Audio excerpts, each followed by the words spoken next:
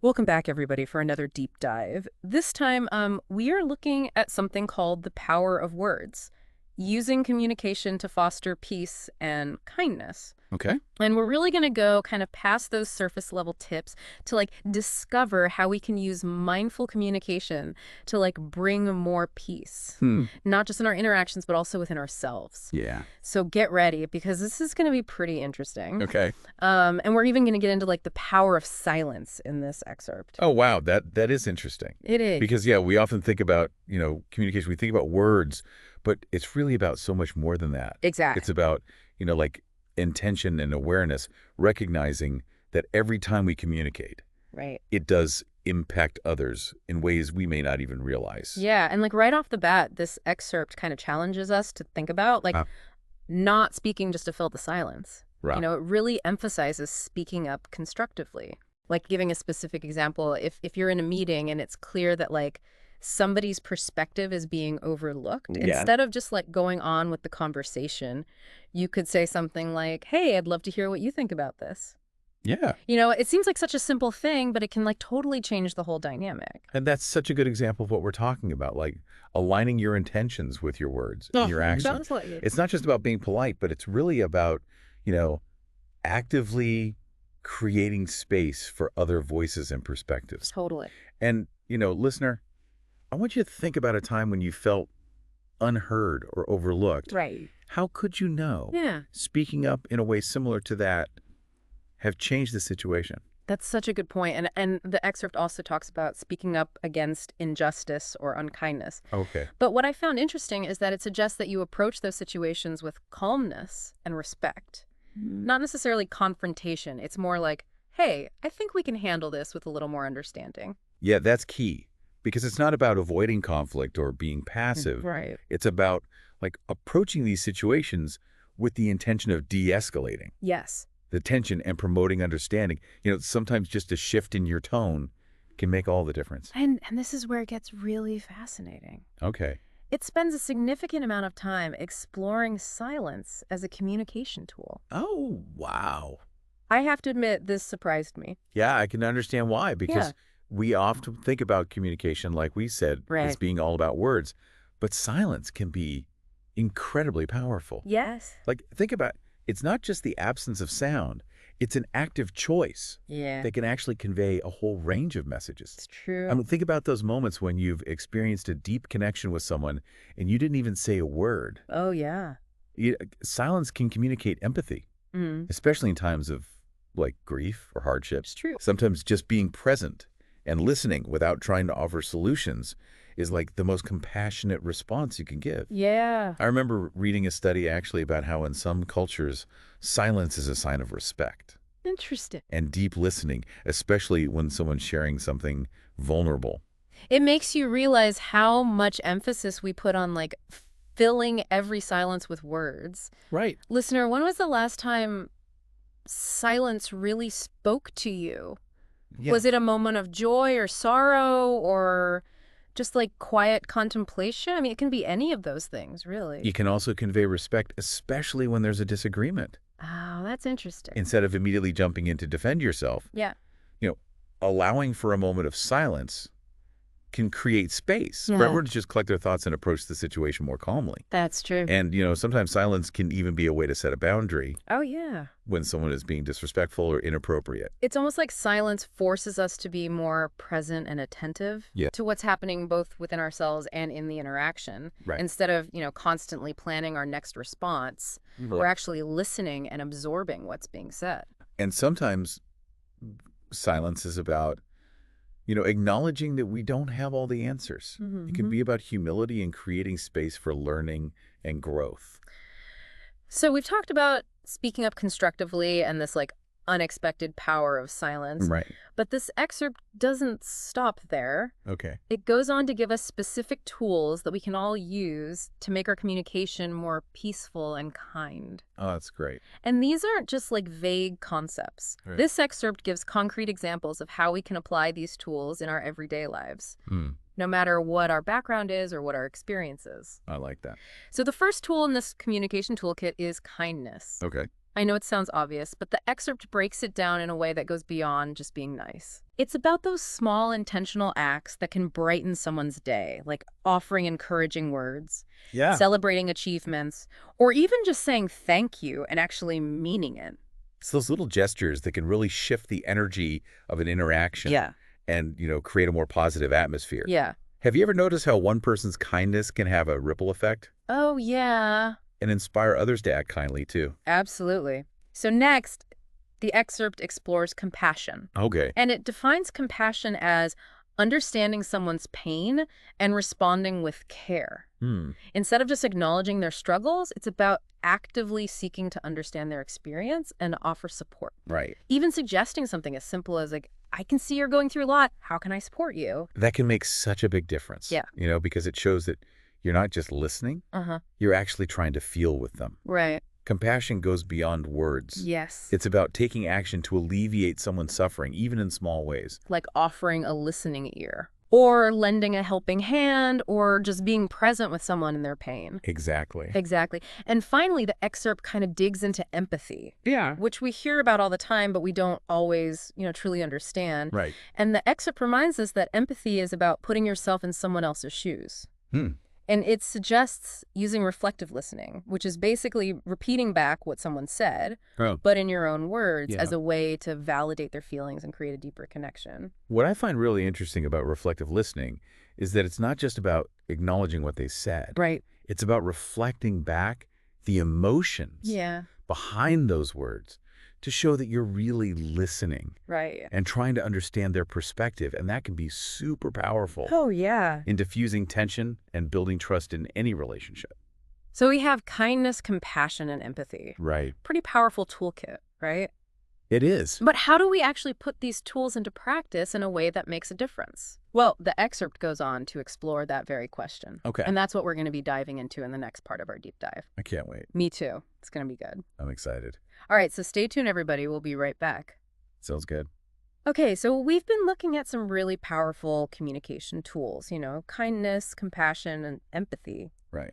But this excerpt goes a step further Okay. and kind of suggests that mindful communication can be a force for positive change. Not just in our personal relationships, but in like the wider world. Wow. It's a pretty big idea. Yeah, it is. And it's interesting how this excerpt connects mindful communication with the idea of creating a legacy. Okay. Like it asks us to think about what kind of impact do we want to have Right? on the world through our words and our actions. Yeah, like we're all contributing to this overall atmosphere, whether we realize it or not. Exactly. And, I was thinking about this, and I remember reading an article about the impact of like negativity online and how it can actually spread and like intensify those negative emotions in people, Yeah. even if they're not directly involved in the conversation. Yeah. And it made me realize that we all have a responsibility to be mindful of how our words contribute to that online environment. It's like we're all adding our voices to this giant chorus, Yeah. Are we going to contribute to a song of like harmony and understanding? Or are we going to add to the dissonance and the noise? That's a really good analogy. And this excerpt also points out that mindful communication can contribute to our own inner peace. Right. So it's not just about making the world a better place, but it's also about like creating peace within ourselves. And that's where it becomes this beautiful cycle. When we Yeah. communicate with kindness and compassion and empathy, it benefits the people around us, but it also creates this sense of inner peace and well-being within ourselves. Sure. It's like that saying, you get what you give. It makes you realize that everything's connected. You Yeah. know, our internal state influences our communication, and then that shapes our internal state, which then impacts the world around us. Absolutely. It's like a powerful reminder that change really can start with each of us. It really can. And, one of the things that really struck me about this excerpt was its emphasis on intentionality. Okay. It's not enough to just say the right words. Right. It's about aligning our words with our true intentions and values. Hmm. It reminds me of a quote I heard once: speak with intention, not just to be heard, but to be felt. Oh, I like that. It's a good one, right? Yeah, so how do we approach challenging conversations with this kind of intentionality? Yeah. Let's say you need to have a difficult conversation with a colleague or a family member. Right. How can we use these principles in a real world situation? Well, first I think it's important to just check in with yourself. Okay. Like, what's your motivation for having this conversation? Mm-hmm. What are you hoping to achieve? Right. Is it to resolve a conflict? Yeah. Is it to offer support or just to express your feelings in a healthy way. Right. Once you're clear on your intentions, then you can start thinking about how to communicate them effectively using those tools that we've been talking about. So instead of going into the conversation, like with a defensive tone or being accusatory, Right. you might start by just acknowledging the other person's perspective. Yeah. And expressing that you genuinely want to understand their point of view. Exactly. Like something as simple as, I hear what you're saying and I want to understand where you're coming from. Right. Can you help me see things from your perspective? That can make such a big difference. Yeah. Because it creates an atmosphere of collaboration. Yes. Instead of confrontation, it shows that you're genuinely interested in finding common ground. Right. And reaching a solution that works for both of you, which can be so much more effective than just trying to win the argument. Totally. And the excerpt also highlights the importance of active listening, which Yeah. is something that we often overlook, in their eagerness to get our point across. Active listening is essential. Yeah. It's about going beyond just hearing the words Right. and truly listening to understand the message, the emotions, the needs behind those words. Mm-hmm. It's about being present in that moment, giving the other person your full attention. Yeah. No distractions. It takes a conscious effort to set aside our own thoughts and judgments. Yes. And really tune in to what the other person is saying. Right. It's about making them feel heard and understood, Yes. even if we don't agree with their perspective. Exactly. And have you ever noticed how when someone truly listens to us, it can feel so validating and empowering? Oh, yeah. It's like they're saying, you matter, your thoughts and feelings are important. And that feeling of being heard can often be the key to resolving conflicts and building stronger relationships. Absolutely. It's about creating a space where both people feel safe to express themselves Yes. openly and honestly. Exactly. So we've been talking about mindful communication in our personal relationships, but these principles also apply to how we interact in the wider world. Of course. And it makes me think about how we communicate in the digital age, Yeah. especially on social media and online platforms, Yeah. where it's so easy to get caught up in all that negativity and those heated exchanges.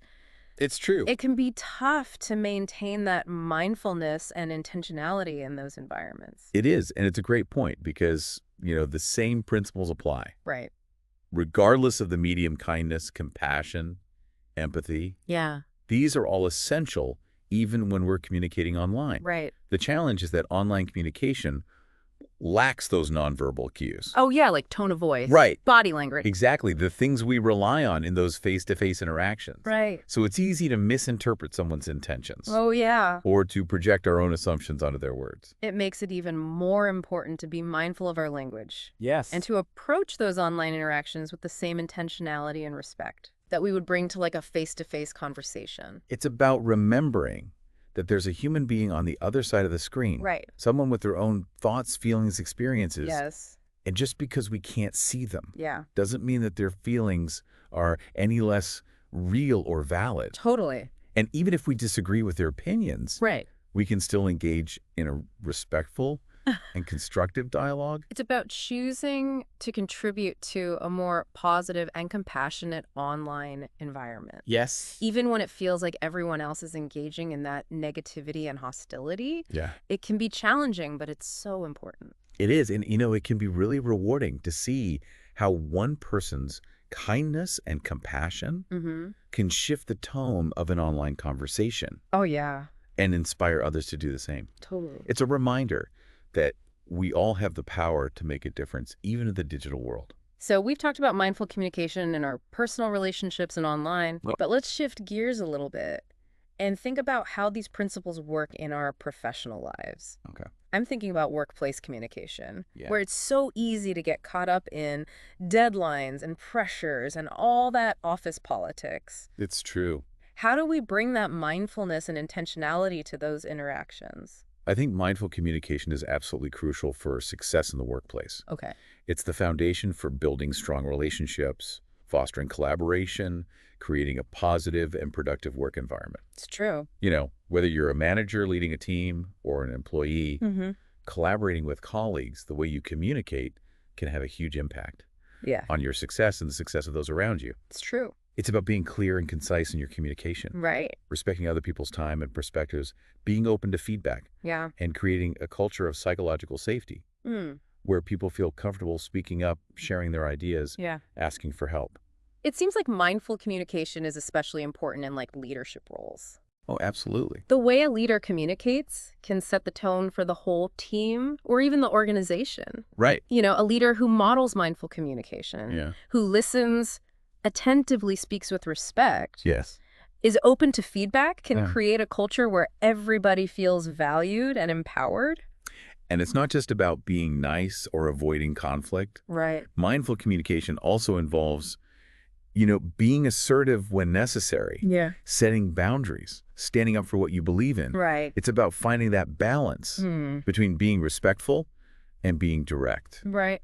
Because sometimes the kindest thing you can do is to be honest and upfront, even when it's difficult. It's about communicating your needs and expectations clearly, Yes. while also being open to hearing the other person's perspective Right. and finding solutions that work for everybody. Exactly. It's about recognizing that conflict can be an opportunity for growth and innovation. Yes. As long as it's approached, respectfully and with a willingness to listen. And it's about recognizing that everybody makes mistakes. Of course. Mindful communication isn't about being perfect. Right. It's about being willing to acknowledge when we've messed up, apologize sincerely, and learn from our mistakes. It's about creating a culture where people feel safe to be vulnerable and to learn from each other. It sounds like mindful communication is an ongoing journey. It is. Not a destination. Exactly. It's something that we can all strive to improve on throughout our lives. Absolutely. And the benefits extend far beyond just improving our communication skills. Right? It's about,